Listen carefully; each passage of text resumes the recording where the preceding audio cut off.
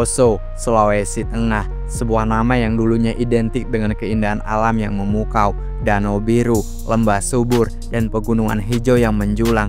Masyarakatnya hidup dalam keragaman, saling berinteraksi, dan membangun peradaban di tengah harmoni.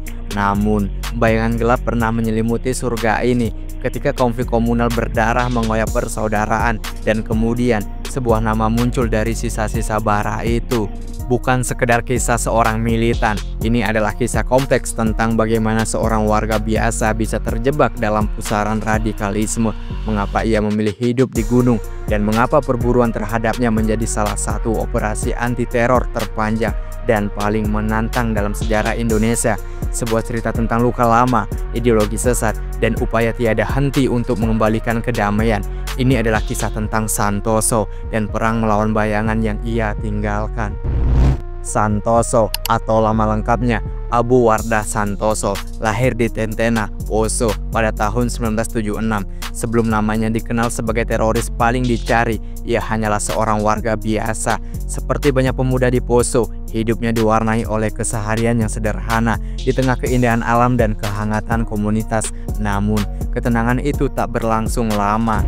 Pada akhir 1998, Poso dilanda konflik komunal berdarah antara kelompok Kristen dan Muslim. Konflik ini yang berakar dari persaingan ekonomi, sosial, dan politik, diperparah oleh provokasi dan penyebar isu SARA.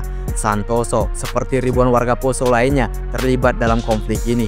Ia menyaksikan langsung kekerasan, kehilangan, dan kehancuran. Pengalaman pahit inilah yang membentuk pandangannya, menanamkan benih-benih kebencian dan keinginan untuk membalas dendam.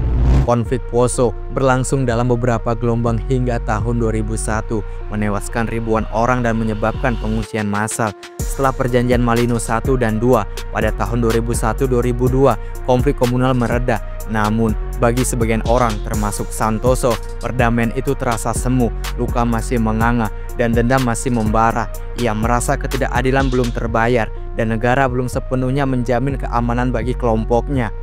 Pasca perjanjian Malino, meskipun konflik komunal mereda, Poso menjadi tempat persembunyian bagi sejumlah tokoh radikal dari luar, terutama mereka yang terafiliasi dengan Jamaah Islamiyah.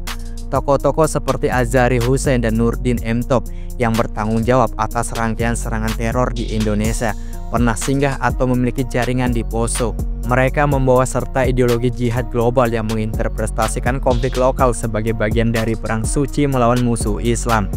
Santoso, yang saat itu masih bergelut dengan luka dan rasa tidak puas atas penyelesaian konflik Poso, menjadi target empuk bagi ideologi ini.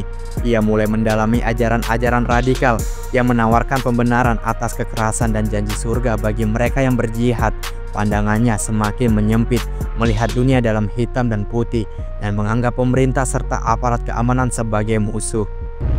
Santoso mulai aktif dalam berbagai kegiatan pengajian dan pelatihan militer sederhana di hutan Poso. Ia membangun jaringan dengan orang-orang yang memiliki pandangan serupa, yang merasa senasib dan memiliki dendam yang sama. Karismanya, ditambah dengan rekam jejaknya di konflik sebelumnya, membuatnya menjadi sosok yang dihormati di kalangan kelompok-kelompok kecil yang telah terradikalisasi. Inilah titik di mana Santoso mulai berubah dari korban konflik menjadi pelaku teror.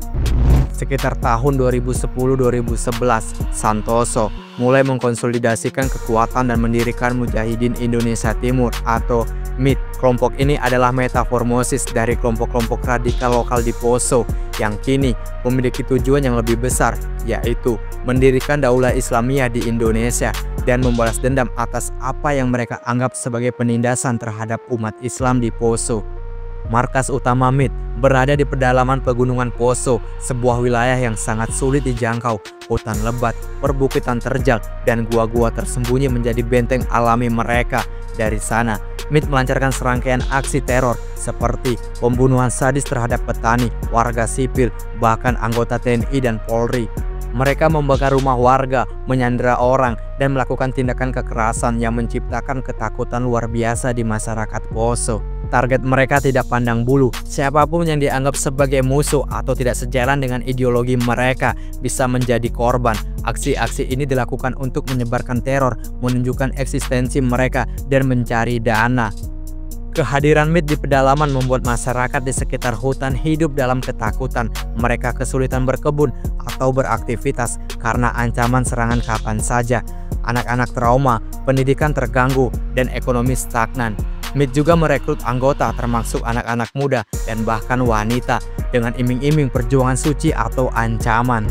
Pemerintah Indonesia menyadari ancaman serius ini. Santoso bukan hanya pemimpin kelompok kecil, ia adalah simbol teror di Poso. Perburuan terhadapnya menjadi prioritas utama. Namun, medan yang sulit ditambah dengan kemampuan Santoso bersembunyi membuat operasi penangkapan menjadi sangat menantang. Untuk menghadapi ancaman MIT, pemerintah Indonesia melancarkan operasi besar-besaran yang diberi nama Operasi Tinombala. Ribuan personel gabungan dari TNI dan Polri dikerahkan ke Poso.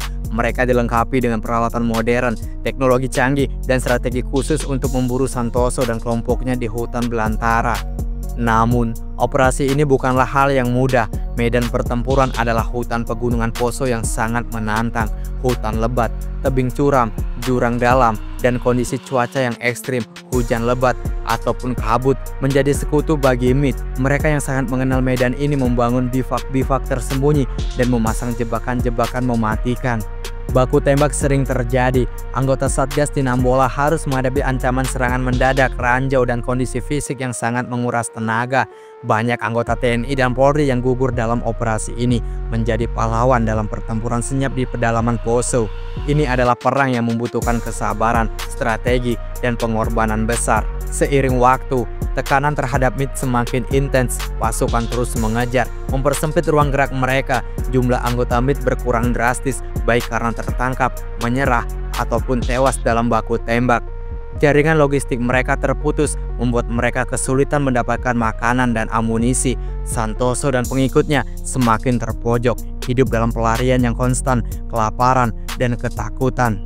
Setelah bertahun-tahun dalam pelarian, hidup dalam ketakutan dan kelaparan, kisah Santoso akhirnya mencapai puncaknya. Pada tanggal 18 Juli 2016, tim Alpha 2 dari Satgas Tinombala berhasil melacak kelompok kecil Santoso di Pegunungan Tambarana, Poso, pesisir utara dalam sebuah operasi penyergapan senyap. Baku tembak tak terhindarkan. Santoso yang saat itu bersama beberapa pengikutnya tewas dalam baku tembak tersebut.